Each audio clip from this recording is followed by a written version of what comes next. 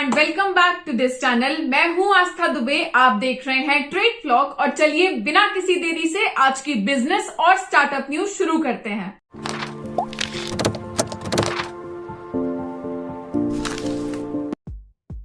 Yahoo ने अपने Japan के 800 एम्प्लॉय से कहा है कि वो दुनिया में कहीं भी बैठ के काम कर सकते हैं और जब भी जरूरत पड़ेगी तो कंपनी के बजट के द्वारा एयरप्लेन से सीधे वहां पर आ सकते हैं। इसके लिए जो बजट निकाला है कंपनी ने, वो पर वर्कर पर मंथ का जो बजट है वो $1300 है। आप हमें कमेंट सेक्शन में जरूर बताइए कि आप इनकी इस स्कीम के बारे में क्या सोचते हैं।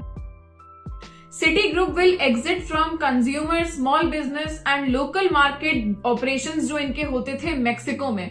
आपको बता दें, मेक्सिको में सिटी बैंक 100 साल से ज्यादा से काम कर रही है और अब वहां से ये इस सेक्टर से एग्जिट हो रहे हैं। हालांकि ये मेक्सिको में एक लाइसेंस्ड बैंकिंग की तरह तो काम करते ही रहेंगे। अभी तक का भारत का सबसे बड़ा आईपीओ था पेटीएम का 18,000 करोड़ रुपए का आईपीओ। लेकिन इस साल एक ऐसा नया आईपीओ आने वाला है, मोस्ट इंपोर्टेंटली सरकार की तरफ से आने वाला है, जो इस नंबर को भी पार कर जाएगा और सबसे बड़ा आईपीओ बन जाएगा। ये आईपीओ आने वाला है एलआईसी का। आपको बता दें कि सरकार सीख कर रही है 15 लाख करोड़ की वैल्यूएशन इस आईपीओ के लिए। सुनने में आ रहा है कि जनवरी के लास्ट वीक तक ये पेपर्स फाइल कर देंगे, ब्लूमबर्ग की ये रिपोर्ट है। उड़ती उड़ती खबर आई कि सरकार वोडाफोन आइडिया के 35.8% शेयर्स अपने ले लेंगे। तो ये जब खबर आई तो जो वोडाफोन आइडिया के शेयर्स थे या इनके शेयर की वैल्यू थी वो 21% तक गिर गई, क्योंकि लोगों को लगा ये गवर्नमेंट ओन हो जाएगी।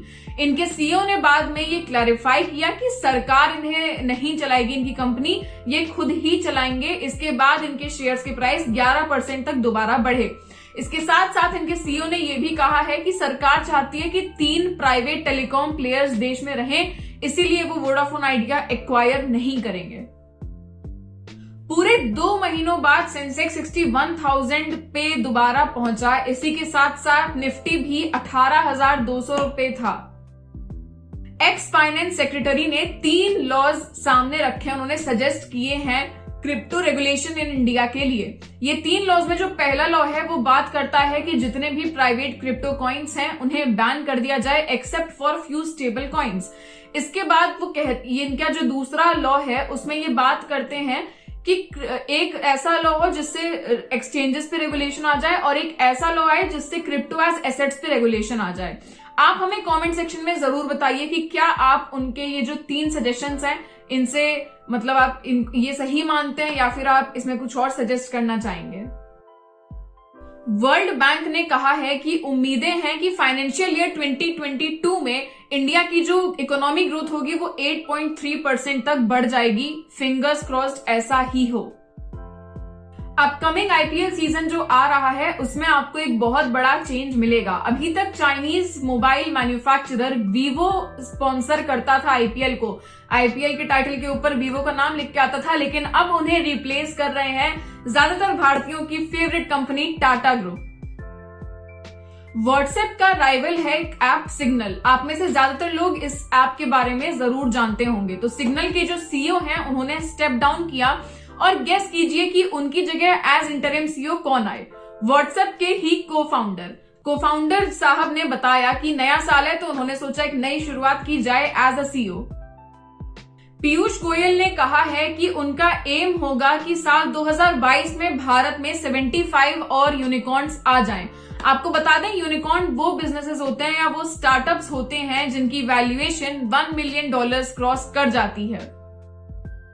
दुनिया भर में अब वर्क लाइफ बैलेंस इस टॉपिक पर बहुत चर्चा होने लगी है और कंपनीज भी इसे कंसिडरेशन में लेने लगी हैं। इसी को देखते हुए पैनासोनिक ने अपने एम्प्लॉइज को ऑफर किया है कि वो हफ्ते के 4 दिन काम करें और अगर चाहें तो इसके साथ साथ कोई साइड वर्क भी करें, साइड जॉब करें।